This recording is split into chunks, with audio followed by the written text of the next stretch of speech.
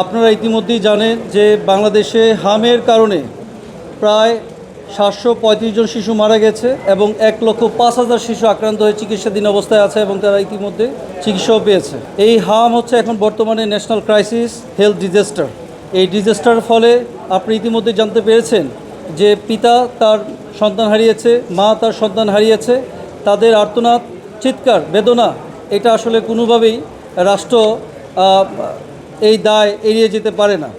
এই ন্যাশনাল ডিজাস্টারটা হঠাৎ করে আসেনি। আপনারা ইতিমধ্যেই জানেন ওয়ার্ল্ড হেলথ অর্গানাইজেশন, পাশাপাশি ইউনিসেফ, তখন তৎকালীন সরকার যিনি ছিলেন ইন্টারিম গভর্নমেন্টের ইউনিসেফ, তাকে অ্যালার্ট করা হয়েছিল, বলা হয়েছিল যে আপনি এই প্রক্রিটমেন্টটা ডিলে করেন না, কন্টিনিউয়েশন ধারাবাহিকতা এটা অব্যাহত থাকুক, ভ্যাকসিনেশন প্রোগ্রামগুলো অব্যাহত থাকুক।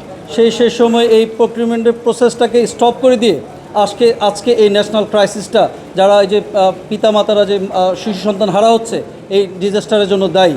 আজকে আপনারা জানেন যে গতকালকে সুপ্রিম কোর্টে আইনজীবী সহকারী সমিতির একজন নিয়মিত সদস্য আমাদের শাকিল তার শিশু সন্তানকে হারিয়েছে হামের কারণে। সে বিশ্বাস করে সেই সময় যদি সরকার যদি সঠিক সময়ে তৎকালীন ইন্টারিম গভর্নমেন্ট সঠিক সময়ে যদি এই ভ্যাকসিনেশন প্রোগ্রামটা কন্টিনিউশন করতো, চালু রাখতো, অব্যাহত থাকতো, তাহলে তার শিশু সন্তান হামের প্রাদুর্ভাবের কারণে আক্রান্ত হয়ে মারা যেত না, তার শিশু সন্তান আজকে বেঁচে থাকতো। সে এই বিশ্বাস থেকে, এই কষ্ট থেকে আজকে গতকালকে আমাদের হাইকোর্টে আমাদের মাধ্যমে এক বিচারের প্রত্যাশা নিয়ে এসেছে। সে তার বিশ্বাস এই যে গভর্নমেন্টের সেই সময় গভর্নমেন্টের যে এই নেগলিজেন্সটার কারণে তার সন্তান মারা গেছে এবং এই নেগলিজেন্সের একটা প্রপার ইনভেস্টিগেশন হয়ে এদেরকে আর্থিক শাস্তির আওতায় আনা সম্ভব। সুতরাং তার এই বিশ্বাস থেকে সেই ইউনিসেফকে বিবাদী করে এবং সংশ্লিষ্ট প্রতিষ্ঠান, যেমন হচ্ছে আপনি জানেন যে হেলথ মিনিস্ট্রি সার্ভিস ডিভিশনের ডিজি সাহেব, ডিজি মহোদয়, ডিসি মহোদয় এবং হচ্ছে এনজিও ব্যুরো, পাশাপাশি ইউনিসেফ, তাদের একটা কালেকটিভ দায়িত্ব আছে যে এই ক্ষতিপূরণটা আদায় করে দেওয়া।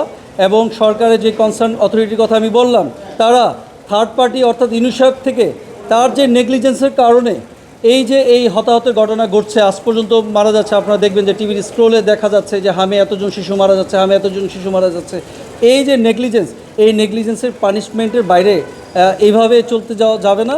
এই ভিকটিম আজকে চলে আসছে আপনাদের কাছে, কিছুক্ষণের মধ্যেই ও বলবে ওর বক্তব্য। সে বিশ্বাস করে এই যে 1 কোটি টাকা ক্ষতিপূরণ ইউনিসেফের কাছ থেকে সরকার আদায় করে দিবে, তাৎক্ষণিকভাবে 5 লক্ষ টাকা আদায়ের একটা প্রার্থনা করেছে। পাশাপাশি একটা ইনকোয়ারি চাচ্ছে যে এই নেগলিজেন্সের সাথে কে বা কারা জড়িত এবং তৎসময়ে এইটা একটা প্রতিবেদন আকারে কোর্টে দাখিল করার জন্য এই ডাইরেকশন চাচ্ছে। এই সমস্ত বিষয়, ঘটনার ফ্যাক্টগুলোকে আমরা মহামান্য হাইকোর্টে মিস্টার জাস্টিস রাজিকাল জলি স্যারের কোর্টে আমরা তুলে ধরবো। যারা এই ভ্যাকসিনেশন প্রোগ্রামের সাথে জড়িত ছিল, কনসার্ন অথরিটি ছিল ইউনিসেফ নিজেই বলছে যে interim government UNICEF is himself is the liable two delay the procurement process.